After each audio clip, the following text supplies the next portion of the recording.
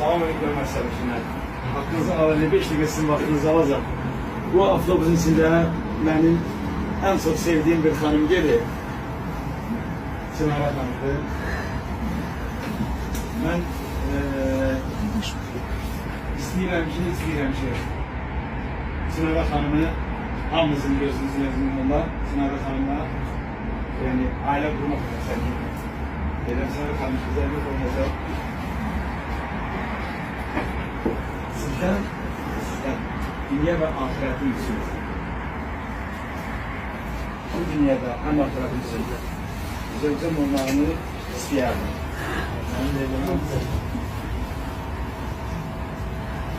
Kardeşler. Hoşçakalın.